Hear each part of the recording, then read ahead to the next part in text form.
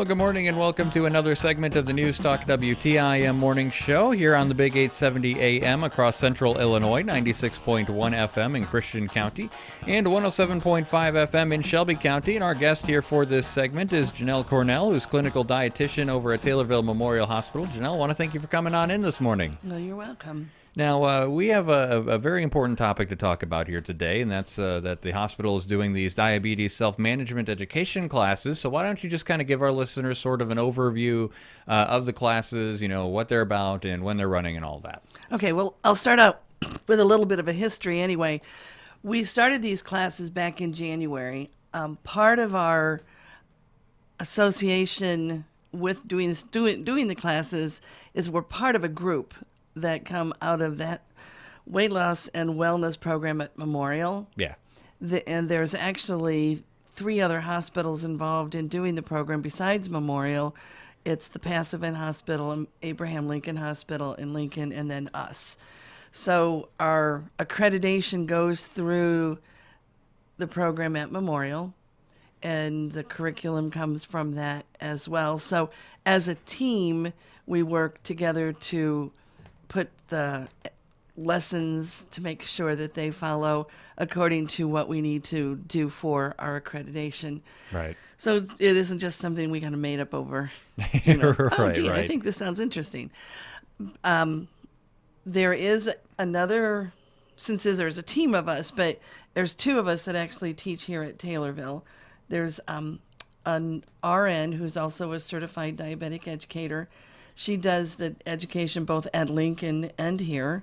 She comes from Atlanta, Illinois, and then it's then me as well, which I'm the registered dietitian on the team. So it's a team approach. Mm-hmm. Each of the classes are designed to be 8 hours of education. Along with that is a preliminary interview with Sarah, the RN, a follow-up after the class for nutrition education with myself, and then another follow-up with Sarah. So there's approximately 10 hours plus involved in the program. 8 of it is in education time in the classroom. So what are some of the things that, you know, the people taking the class go over during the class? The class is very comprehensive. It involves everything from what is diabetes, the different types of diabetes, how it's diagnosed, numbers like blood values, those things that we're looking for, both at diagnosis and goals for treatment.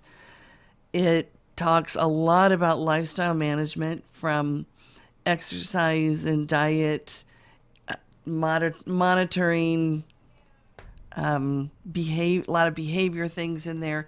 So it's very comprehensive in terms of what it covers. We also go at length in the various different medications and insulins that are involved in the treatment. And then a lot of it is how do you manage it yourself? Right. So now let's kind of talk about diabetes itself a little bit. How big of an issue is it in the United States right now? Huge. Yeah. Millions. I think the last thing, it was something on the order of 3 million people in the United States have diabetes, and another 3 million are undiagnosed in terms of they have it, but they don't know it. Right. So I was thinking that's like Chicago twice. Right. Like everybody in Chicago, and then double that. Yes. That's unbelievable. And another statistic that kind of blows my mind in terms of, there's also diabetes and pre-diabetes. Pre-diabetes is maybe what people used to think of as borderline. Right. But there's no such thing as borderline, like being borderline pregnant. No, you either have issue or you don't. Pre-diabetes is just the early signs of it, where your blood sugars aren't bad enough to need medication, but lifestyle changes are important. 1 in 3 people in the United States have diabetes or pre-diabetes. So if you think of a room full of people and count every 3rd person, right, they probably have diabetes or pre-diabetes. Now, if you have something like pre-diabetes, is that kind of are you kind of on the way to, you know, diabetes itself, or very likely? Somebody can stay in that pre-diabetes state for a long time if they do all the necessary lifestyle changes, lose some weight, exercise, eat healthy. They might be able to at least delay the onset of diabetes, which is the goal. Right, and let's talk a bit about how you can prevent getting to that stage and prevent diabetes, because I mean it seems like it's a lot of it's kind of self-explanatory. We've kind of been talking about it a little bit, but what are some good ways that people can help keep that at bay? Healthy living, nothing that nobody has ever not heard of before. Right. A lot of negatives in that sentence, but we all know you need to eat healthy, you need to exercise, you need to go to the doctor, take care of yourself. But they're not just things that we spout just for the fun of talking. It is very important. Right, especially since it's such a big problem right now. Yes. Keeping your weight under control, again, exercising as much as you can, eating healthy, they all play together, not only in diabetes, but a million other chronic diseases too. Right. It's like, here we go again, the diet and the exercise. But if they weren't important, we wouldn't keep hearing about it. Well, and it just seems like it's almost self-explanatory. If you live healthy, you probably are going to be healthy. But it's a message that seems like it kind of goes, I don't know if you'd say unlistened to or how you would say that, but it's just a message that not a whole lot of people follow. Right. It just made me think of a cartoon that I used in a presentation I did last night. And it was these two people talking to their doctor, and the doctor was writing on the board, and number 1 was exercise, 2 was exercise, 3 was exercise, 4 was exercise. And the person over there is saying, well, doctor, what can I do to improve my health?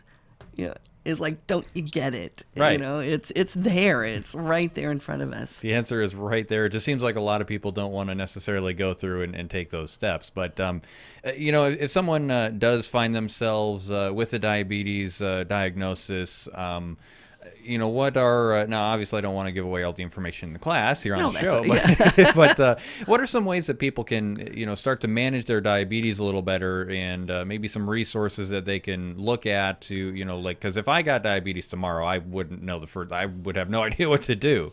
Well, it is overwhelming when you're first diagnosed, and that's what this class is supposed to help with, is just take some of the rumors out of it, and make people realize, what the whole program of controlling your blood sugars is about.